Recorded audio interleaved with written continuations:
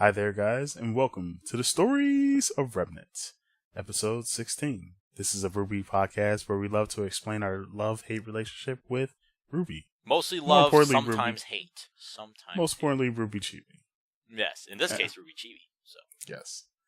And I'm, of course, your host, Efocutioner, and I have my other host with me, the nobody with the heart. He keeps saying that, but that doesn't make it true. I mean, that's like Donald Trump, right? So, yeah. You should be extremely happy. Here, so Raxton Cosplay should be happy. Because he's getting the gang back together. The organization members are coming back. Yes. The beans are coming back together. Yes. Just a quick side note.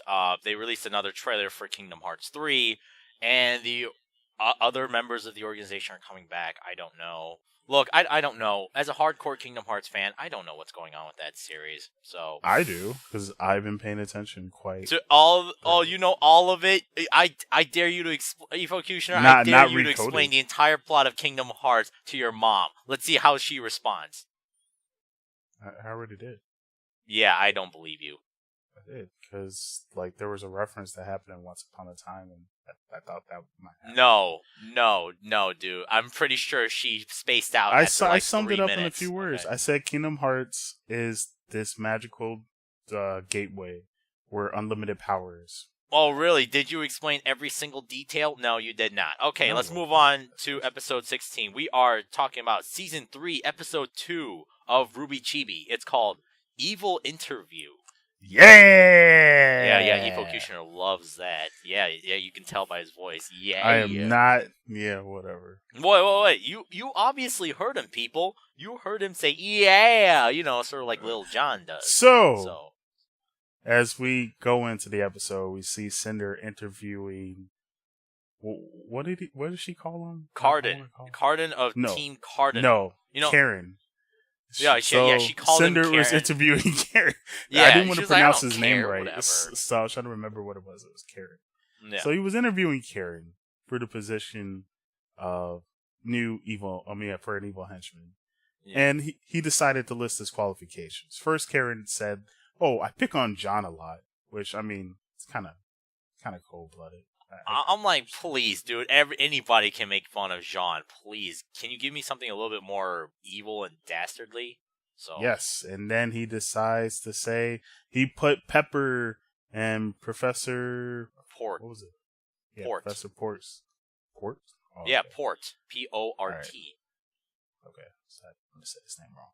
All right, well, yeah, man, he put Pepper in his mustache, and then he was sneezing and stuff, and Cinder was like, okay, that's not too bad. So I'm going to fast forward to the part where I was a little surprised. I didn't know this was evil. But Karen said he doesn't pet puppies. And Cinder was like, ooh, that's very evil. And I didn't know that was evil, not petting puppies. Well, that's because in earlier RWBY Chibi episodes, Zwei has taken down Cinder and her crew.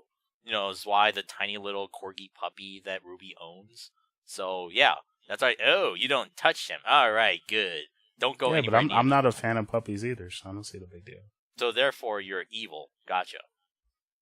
I guess. Oh, by the way, that's unofficial confirmation, by the way. Efocutioner does not like Zwei. So, the cute, adorable corgi known as Zwei. Aww. No, that dog's kind of whatever. We're talking about whatever. According to RWBY Chibi, Zwei wrote a friggin' book. Yes, in a non-canon show, he wrote a book. Whoa, now you're saying the term non-canon when I've been saying it? Oh, yeah, whatever, man. Whatever. And then guess who busts through the door and messes up the interview? It's Emerald! And Emerald's Mercury, dude. It's Mercury. Oh. You confuse Emerald and Mercury. No, because Emerald is green and Mercury is green. Wow, nope, it's Emerald. Wow. You call Mercury green. That's racist. Okay. So he is green. No, he's not. But yeah, he comes in. Mercury is mad. He's like, yo, man, I'm tired of being an evil henchman. And he's like, I want a raise. And Cinder's response is, all right, here, I'll give you a raise. Burn his a raise of fire on your head. Literally. So yeah, he lights it on fire. And Cardin's like, what in the world am I getting into? So he was like, screw this, I'm out. So, and by the way, we haven't seen Cardin since like what, season 2 of the main show. So I'm glad he showed up here. Who is Karen? You mean Karen? We haven't seen Karen. Oh, the leader of Team Cardinal. So yeah.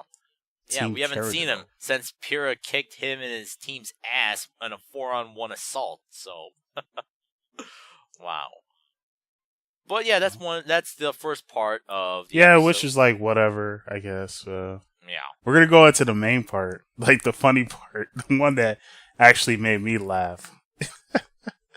Like, wow. And this is where Yang's dad actually has a freaking account on Lonely Huntsman.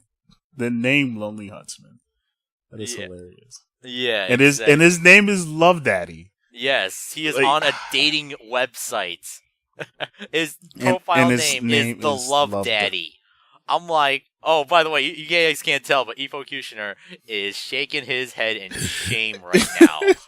It's so funny because it's like, wow, you really love being a dad, but really Love Daddy? Oh, come on, man. Oh, wait a minute. I just realized. Oh, wait a minute. Wait a minute. He calls himself the Love Daddy. He has 2 young daughters. That's what I'm saying. Oh, do you not see what's wrong with that? I understand that you're proud to be a father, but Love Daddy? I know, man. That's a little disturbing. If I'm correct, at least I believe that Ruby is not his daughter. So yeah, well, until we hear any tangible evidence that points to that. So yeah, I'm not gonna think that. And then going back to the episode, he's like, I'm so like, Tai Yang is so lonely. Oh wow. And then Ruby and Yang. Such a lonely huntsman. Yeah, I know, right? Lonely huntsman. And then Ruby and Yang come in. They're like, Yay! "Whoa, hey, Dad." They're like, we don't even care about what you're. Oh, the Love Daddy, ha ha ha. But they're obviously not thinking too much into it because they're like, "Here, Ruby Dad, was. we'll help you out." Ruby was definitely thinking too much into that. The Love Daddy, yeah, but they ended up laughing at him. Like, "What are you?" And then they feel sorry for him. And then they're like, "Here, we'll update your profile." Ha ha. And then, yeah, he's like updating his profile, and then what? Tai Yang is saying stuff like, "Oh yeah, nobody wants to date me." And then, guess who comes in? Well, you didn't say it. You gotta be like, no one wants to date me. It's just so hard for me to find ladies. And then, out of nowhere, did someone say ladies? Crow slides in, all cool like, by the way. Which was so perfect. I had to pause because it was like hilarious. He's in a Speedo. Yeah, he's wearing his Speedo and he's wearing a cape. It was like, "What's up, ladies?" And I'm like, you're wearing that in front of your brother in arms and your 2 nieces. Well, I think it's one niece and his daughter. That makes it even creepier if that theory ever holds true. I know. If that ends up being true, I'm going to think back to this episode and I'll be like, you remember that one time when you slid in to your to your best friend's conversation? And then you just like slid in there in your underwear to just impress your daughter and your niece? I'm like, that, yeah, underage daughter and niece. I'm like, they're both underage. And I'm like, even if they were overage. That's disturbing. That's disturbing. Nope, that's RWBY Chibi. That is. And they're like, yeah. And then there's a scene where he's rubbing his tummy. Ew. That's gross. Yeah, I just paused it right now. He put his right hand over his stomach. He's like, yeah. I'm like, oh, good lord. And like, I cosplay as Crow, and I'm like, I'm not doing this. That's your new cosplay idea. Oh, screw that. No way. I am not doing that. Plus, if you did that, I would dress up as Yang. Yeah, you're not gonna do that. You're not gonna cosplay as Yang. So. Well, you're not gonna cosplay as Crow, slide it into people's. I already have Crow. I already have a Crow cosplay. So yeah, I don't need another one. All you need is Speedos, and you'll be good. I don't already have a Crow cosplay. You're the one who needs more, not me. So thanks to the work of Yang and a little help from RWBY. That's totally not true. He gets RWBY was the one typing all that stuff up. Someone got a match though. Yeah, he did get a match. They had to expand his parameters, and guess who he got paired up with? Yeah, he got paired up with the Fire Princess Cinder. Yeah. Now, by the way, what's her name on her profile page? I believe it is I Burn. I Burn. Oh, which is a little inappropriate because I'm not thinking of it as, she could also shoot fire. I think maybe she might have an STD. It could more ways than one. Damn. So I was like, I like the profile picture. Like, it's very hot. I Burn. You funny, Efocutioner. You moderately funny today. Oh yeah. I was a little worried. It's she might burn my privates off in more ways than one. I don't trust him. I don't trust that profile at all. I would have clicked yes. Like, really?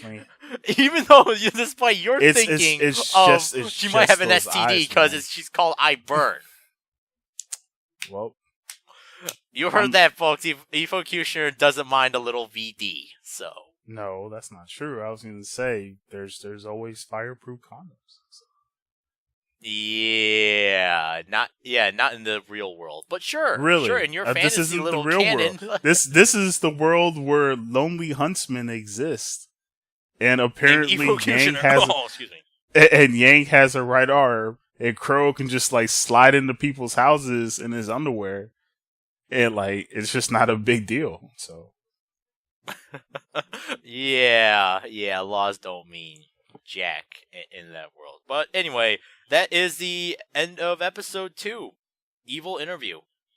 It was hilarious. Yeah. It was smoking. I Burn. Oh yeah. So now we're gonna go into the best part of the show. Besides, you want to do that now, or do you want to talk about the other subject? Yes, you are absolutely right. Okay.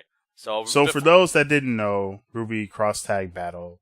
You mean Blaze Blue Cross Tag Battle? RWBY Cross Tag Battle. They are guest starring on Blaze Blue Cross Tag Battle. Yes, it is called Blaze Blue Cross Tag Battle. I'm sorry. I'm just saying it now because of the announcement. All 4 members of RWBY are going to be a part of the game, and you do not have to pay for them. Yes. Unfortunately, Blake and Yang are still DLC, but it's free DLC because they realize why wouldn't you put, the full cast of RWBY? Yes. Because there's only 4 fucking characters in the game. Yeah, it just did not make sense at all. And we're just going to go slightly off topic, but still RWBY related. It's for those who don't know, Blaze Blue Cross Tag Battle is a crossover game with Blaze Blue, mainly Blaze Blue characters, Under Night in Birth, Persona 4, Persona 4. So obviously Blaze Blue is going to get the most characters. But why in the world did you break up the literal 4 girls that make up Team RWBY? I know that those 4 characters had to be made up from the ground up, from scratch, but I think they took from other characters. Yeah, probably not until then. All I know is that why did you split them up when, even though that game is going to launch with 20 characters, it doesn't really make sense. You could have had like 4 characters from RWBY, the 4 girls, 4 from Persona, 4 from Under Night, and have 8 from Blaze Blue. It's still a Blaze Blue game then. I don't. It just doesn't make sense. And I'm glad our system works. Yeah. Our system works. If you ever see this episode, if you ever hear this, I'm glad that you are making them DLC. It's got me interested back into playing it. Would I actually buy it? That's another story. So, but my interest is back again. So my interest is too. What's surprising is I had no idea there were this many fans of RWBY, because a lot of the RWBY fans that are also anime fans came out in drones and were like, why the fuck is, Blake DLC? And eventually Yang. It's like, why did you split up the team? And it clearly shows. It doesn't make sense when... and by the way, Efocutioner, you gotta go to a lot more anime conventions. And more conventions in general, dude. Because I see plenty of RWBY fans, at conventions. So... How dare you? I've gone to plenty of anime conventions. And Not yeah, as much as I should. Your eyes. You didn't... Yeah, well, you should open your eyes more often. So... I open my eyes, I'm just mostly in the game room. Yeah, well, that's your fault, not mine. So not really. Yeah, it is. Well, anyway, there are plenty of RWBY fans out there who are... I can think of plenty of RWBY fans off the top of my head who are willing to buy this game simply because the RWBY characters are in it. And even then, they were like, excuse me? Even people who don't watch RWBY know that the 4 girls that make up the Team RWBY are not part of the main cast. What in the world? Main roster. Yeah, I'm really surprised at how popular RWBY has become. So, well, RWBY has been popular, dude. RWBY has been popular. Dude, that's why they have 5 volumes done right now. Okay, well, excuse me, man. I thought Death Fantasy was more popular than RWBY in my eyes. So, but, whatever. Oh, man. Mr. Little Bubble. Yeah. It's not that little. I don't know about that, Mr. I go to the game room when I go to an anime convention. Either way, I'm very proud that Arc Systems decided to, I guess, give us the characters for free. The problem is we don't know if it's free for... Yeah, we don't know if those 2 characters are free forever, or are they free for a time limit. Most likely they might be free for a time limit. I'm still kind of upset because even though... we keep hearing $40. I still have not seen. Yeah, we have not had official confirmation that it's going to be $40 upon launch. Which, by the way, comes out late May, early June, and they have not confirmed the price in the United States yet. So we know that it'll be the equivalent of $53.33. American money in Japan. So if you were in Japan with their yen system, you'd have to drop at least $54. Yeah, see, that's what I'm saying. US dollars. See, that's what I'm saying. I'm like, I don't know. See, that's what I'm saying. At least Arc System Works is making a step towards trying to get fans' good graces back. Because as Efocutioner and I clearly know, fan backlash generated way before your game's release will screw you over in the end. So, Star Wars Battlefront 2, even though it's sold 8 million copies, that's because that's a failure. That's because that's a Star Wars. Yeah, that's because it's Star Wars. Star Wars Destiny has been around for 2, over 40 years. Which sold over 5 million. Supposedly. What was that? I didn't hear that last game. What year? Destiny 2. I think it sold over 5. I would have to look at my stats again. I remember it was like a little over 5,000, and that supposedly was a failure. It sold only 5,000? No, it sold over 5 million. Oh, okay. I was gonna say it did not sold 5,000. Are you kidding me? I wish it sold 5,000. No, it did not. It would have done as well as Lawbreakers. Lawbreakers. Well, I was gonna state Marvel vs. Capcom Infinite, but which only sold 1 million, and apparently their projected goal was 2 million. Yeah, it's sold worse than Street Fighter V.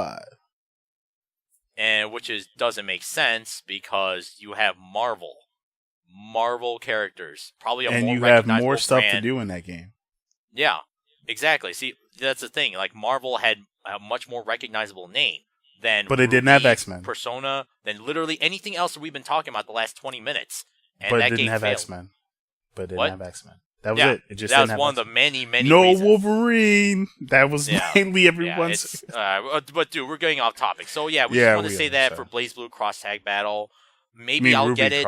I don't know. All I know is I'll be putting Yang and Blake as my DLC. I'll download it onto my account. But when I actually get the game, that's a different story. I don't know, maybe down the line. I don't know. I'll wait till after Evo. Yes, after Evo 2018, taking place in early August this year, not in July. Interesting. So, but anyway, that was we wanted to talk about BlazBlue real quick, and now we're moving on to the final section of today's episode. And yes, where we talk to Barbara Duckman. So I have a pun for her in order for her to come to Seattle. Chicago Comic and Entertainment Expo. Yeah, that's why you do it. This year. So, here's my pun for you. Barbara, aka Yang, the best character of the show. If Apple made a car, would it have windows? Yes, but it's going to cost you an extra $1,000 each because it costs as much as an iPhone X. But, boom. Yeah, that's it. Oh, wait, that can't be the answer. Yeah, if Apple made a car, would it have windows? Oh.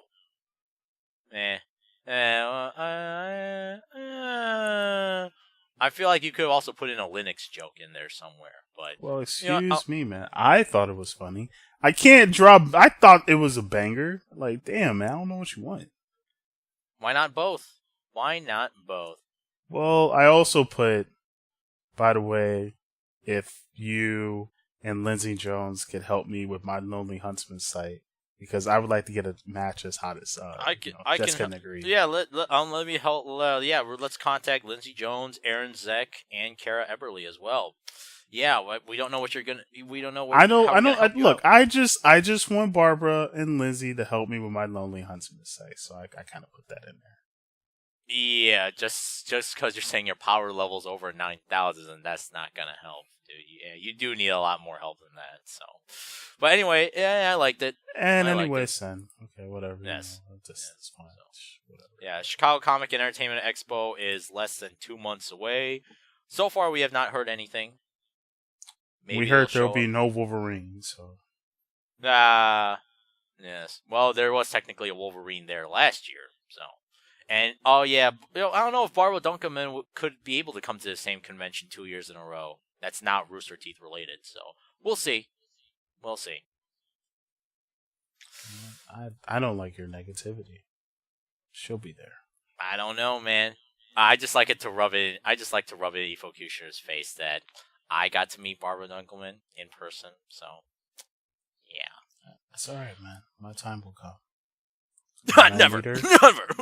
Oh. And when I meet her, first thing we're going to do is we're going to sit down and we're going to have a drink together.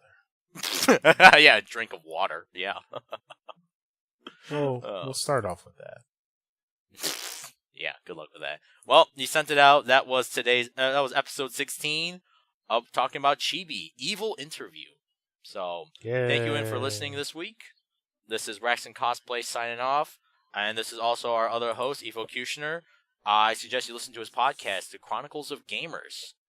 Got pretty good insight on video games these days. Fighting games, action games, adventure games. He's a fan of all of them. I suggest you check him out. And Yang. Mostly Yang. Yang fanboy. Oh, yes. Yes. You make it sound like it's a bad thing. I didn't say it was a bad thing. I just want you to admit it. So, yeah. I also like the other members of RWBY. Oh, yeah, after I bring it up. Yeah, sure. I ain't got time for this anyways, folks. May the Yang be with you! Yes.